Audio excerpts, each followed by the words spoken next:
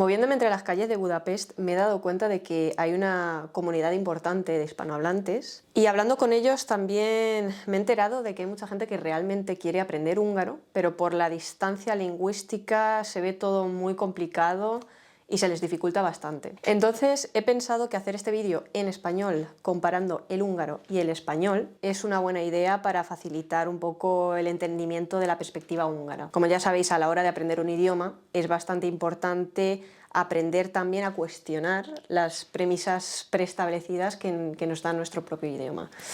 Así que, bueno, vamos allá. Voy a coger mi boli para explicar mejor. Al igual que lo harías cuando estás conociendo a una persona, conviene interesarse por su historia. ¿Quién es? ¿De dónde viene? Podemos hablar de los húngaros en Europa a partir de finales del siglo IX, en el año 896. El idioma forma parte de la familia de las lenguas urálicas. Es una lengua fino-ugria, es decir, es pariente con el estonio y el finés, al igual que con el mansi y el hanti, pero esto no quiere decir que aprendiendo húngaro vas a entender estonio y finés, lo siento. No es como las lenguas romances, que hackeando una quizás puedes hackear un poco más las otras. Con el húngaro esto no pasa. Se te va a facilitar el estonio y el finés, pero mucho más a la hora de la gramática, no tanto a la hora de comunicarte y expresarte. Punto importante, es una lengua aglutinante. Y aquí, como inciso, no hay una lengua puramente X o puramente Y, simplemente por ciertos rasgos bastante generales se suelen categorizar distintamente para poder estudiarlas mejor. Pero realmente podemos encontrar distintos elementos en cada tipo de idioma. Bueno, ¿qué quiere decir aglutinante? Su gramática se basa básicamente en monemas, es decir, la unión de prefijos y sufijos como si fuesen piezas de un puzzle, y cada pieza del puzzle tiene un significado distinto. Y aquí es donde entran al chat los famosos casos del húngaro. Vale, relajémonos porque siempre que se habla de los casos del húngaro hay gente que dice que tiene 18, 37, que es de la lengua más difícil del mundo, bla, bla, bla. Y sí, es difícil, pero me parece que la gente lo complica mucho más de lo que se tiene que complicar. Voy a intentar explicar un poco los casos húngaros sin meterme muy profundamente en ninguno de ellos, simplemente para que os hagáis una idea a los que nos referimos cuando decimos que el húngaro tiene casos gramaticales, y voy a intentar no añadir a esta complicación, ¿vale? El español es una lengua romance y es flexiva fusionante o sintética flexiva fusionante para los tiquismiquis. Es decir, nosotros expresamos las funciones gramaticales cambiando las terminaciones de las frases o declinando, indicando varias funciones a la vez. Es decir, cada terminación tiene muchas funciones a la vez. Por ejemplo, hablaremos, ¿vale? Tenemos el lexema, la raíz, habl, y tenemos haremos. Así es como hemos declinado un poco la terminación. Y esto demuestra persona, nosotros, modo, indicativo y tiempo, futuro. Lo que pasa es que esta terminación no tiene separación limitado, o sea, no se sabe precisamente dónde está, qué indica qué. Sabes que toda esta terminación te indica esto, esto y esto. Entonces, el español decimos que no tiene casos gramaticales, es decir, no hay morfemas súper claros, separados, que signifiquen una sola cosa. Entonces, usamos preposiciones y el orden de las palabras para marcar roles en las oraciones. Para que os hagáis una idea incluso mejor, pensad en el húngaro como lo que os he dicho, las piezas del puzzle que se van adaptando súper bien a cada raíz. Y el español es como una especie de plastilina, o sea, no se adapta nada muy concretamente, sino que se va declinando como queramos. Vale, mucho texto. Ejemplo, si yo quiero decir en húngaro voy a por pan, en húngaro diría kenyérért megyek. O sea, tienes la raíz, que es kenyér, es pan, tienes el ért, que es el morfema, la pieza del puzzle, y luego tienes el verbo aparte, o sea, kenyérért megyek. Y ahí tienes ya todo lo que tienes que tener. Y así tienes distintas piezas del puzzle, como por ejemplo töl, tol, hos, hes, knock, neck y estas cosas. No me quiero meter mucho más en profundidad con esto. Lo importante de aquí, y te lo estoy diciendo según mi experiencia, no es memorizarse tablas y tablas sobre casos, o sea, no creo que merece la pena tanto memorizarse las piezas de este puzzle así como tablas, sin sentido. Creo que es muy práctico centrarse primero en memorizar sustantivos, memorizar vocabulario lo máximo posible e ir acumulando estos casos, estos sufijos poco a poco. Y bueno, hay que prepararse para memorizar porque no tienen nada que ver con ningún idioma, o sea, me he estudiado otros idiomas y no tienen nada que ver con lo que he visto hasta ahora. Vas a tener que memorizar un montón, o sea, ya me dirás qué tiene que ver pan con kenyér. Hay algunos latinismos, pero no me ilusionaría con eso porque tampoco es tanto. Y el truco para mí está en eso, conocer las raíces, los sustantivos, el vocabulario y luego ya a partir de eso ir acumulando las piezas del puzzle, los sufijos y ya puedes ir viendo todo tiene mucho más sentido, porque yo hay veces que veo una palabra que me ocupa media frase y digo, vale, ¿qué es esto? Entonces encuentro la raíz y ya voy viendo todos los sufijos que se han ido metiendo y ya voy diciendo, ah, vale, esto tiene sentido porque aquí está la raíz y sé que este sufijo significa esto, este otro sufijo significa esto y no es tan... es complicado, pero no es tan enreversado como parece. De hecho, es que me parece mucho más lógico una vez entiendo... ahora que ya entiendo un poco más de la gramática, lo veo mucho más lógico de lo que pensaba.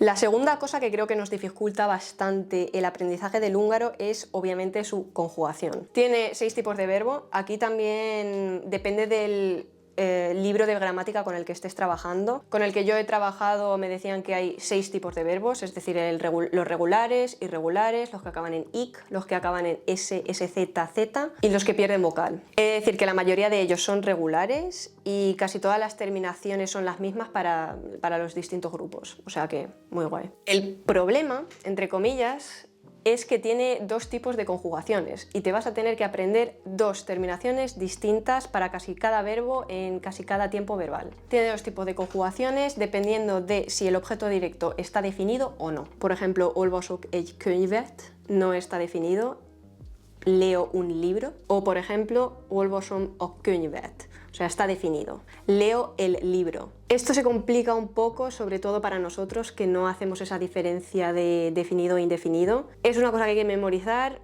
es una cosa que te va a perseguir hasta el último día de tu vida de estudiante de húngaro, lo siento, es lo que hay. Luego, lo que os digo, tiene bastante lógica una vez ya lo integras, es decir, ah, vale, estoy definiendo esto de lo que estoy hablando.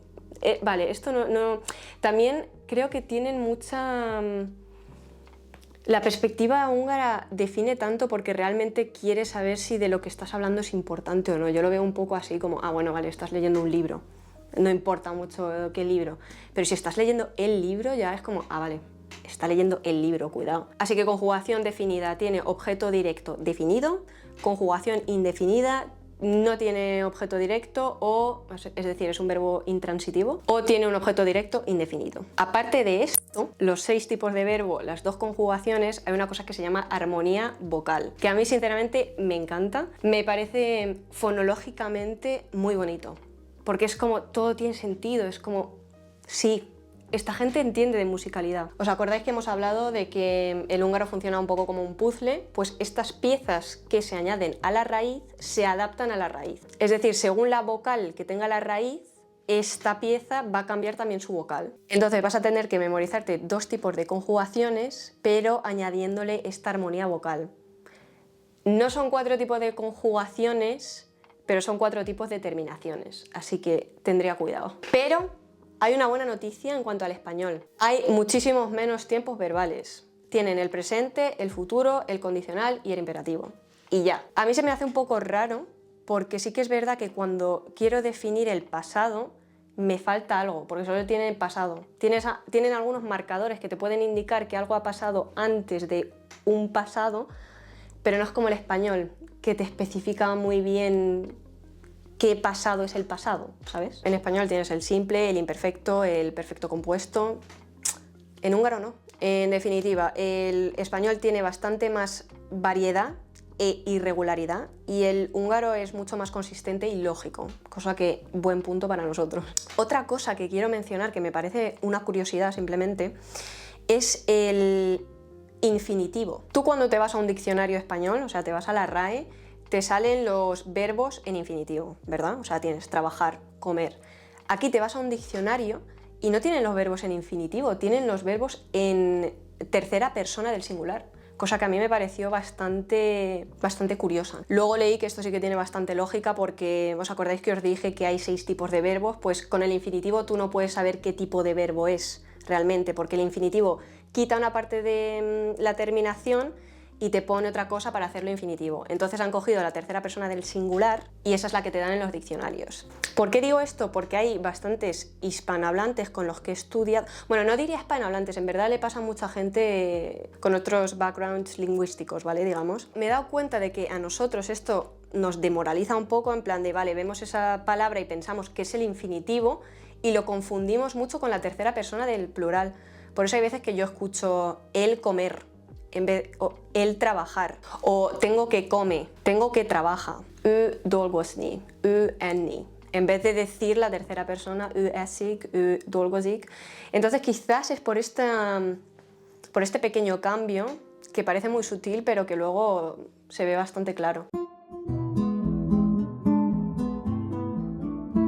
Otro punto importante, otra buena noticia, no tiene género gramático. Es decir, una silla no es femenino y un armario no es masculino. Puntazo, la verdad. Sí que es verdad que la gente que intenta aprender español muchas veces se tiene que cuestionar, en plan, vale, ¿una botella es femenino, es masculino, es neutral? A mí este punto me ha parecido muy interesante porque es el primer idioma que, como digo, no tiene este género gramático, porque incluso con el inglés no es tan heavy como con el español. Es una experiencia muy aleccionadora, porque igual estoy escuchando cierta historia o estoy en alguna peli, leyendo algún libro y realmente no sabes el género de esta persona hasta que sale un nombre o se habla de esto o te dice literalmente que es una mujer, y me ha hecho como de construirme un poco en el sentido de, ay, ¿por qué pensaba que era hombre? ¿Por qué pensaba que era mujer? Como de darme yo mis vueltas a mis estereotipos y a mis cosas. Encima es que se puede jugar un montón con eso de, vale, no sabes si es hombre o mujer. Me leí un libro una vez que al final del libro se reveló el género, ¿no? Y fue como, ¿qué? O sea, como toda la historia se había montado en mi cabeza siendo este señor un hombre, y resulta que era una mujer, entonces como que me petó la cabeza, ¿vale? Bueno, en verdad tampoco fue una obra tan magnífica, pero cuidado, esto no quiere decir que no tengan géneros semánticos, o sea, a nivel social, los géneros sociales están muy marcados, ¿vale? Y ahora sí, como anécdota curiosa, así como para haceros una idea. El otro día fui a comprarme un reloj de estos digitales que yo dije, mira, me quiero cronometrar en el gimnasio y quiero no tocar el móvil en el gimnasio. Necesito un reloj, necesito volver a los años 50. Total, que entro a una tiendecilla, me atiende un señor y le digo, oye, necesito un reloj. Me muestra, me saca la mitad de los relojes y me dice, bueno, es que no tenemos muchos de estos así digitales, solo analógicos, bla, bla, bla. Y miro atrás y veo que tiene el señor como relojes normales, digitales, negros. Y le digo, ¿puedo ver esos? Y dice, bueno, es que son de hombres. Y yo, ya, pero no sé, quiero ver, son digitales, no sé. Me los saca como con una angustia existencial y me dice, bueno, es que son de hombres. Me repite otra vez y digo, vale. En plan, me fui de la tienda y yo dije, bueno, vale, pues me buscaré el reloj negro simple que quiero para cronometrarme en el gimnasio en otra tienda. Me encontré el reloj, ya está. Tampoco voy a ir a una boda con él. Pero bueno, lo que os digo, o sea, es una anécdota aislada, ¿vale? O sea, yo creo que llega a ser una persona un poco más joven y no hay problema. El comunismo te cambia.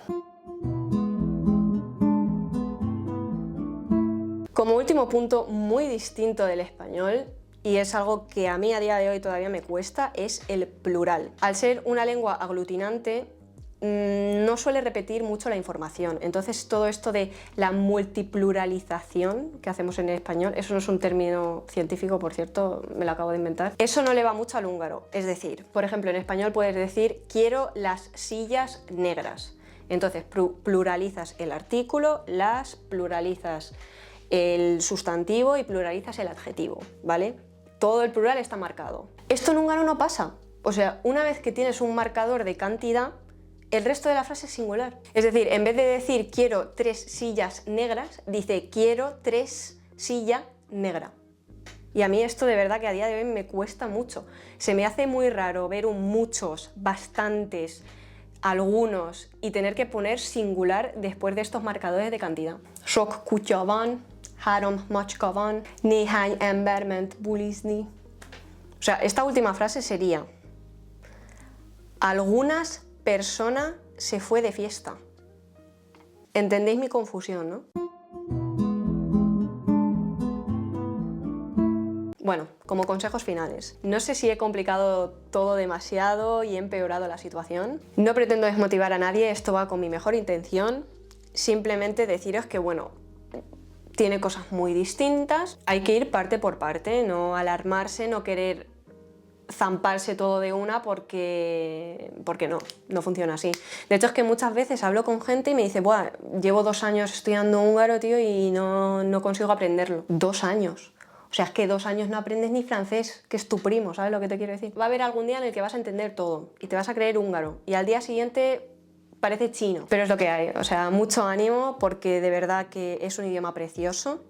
La gente también es maravillosa. O sea, una vez que ya cruzas esa capa como quizás más negativa y más fría, son gente súper hospitalaria, súper buena de corazón y gente realmente con ansias de conexión. Mucho ánimo y mucha suerte. Nos vemos en el próximo, supongo.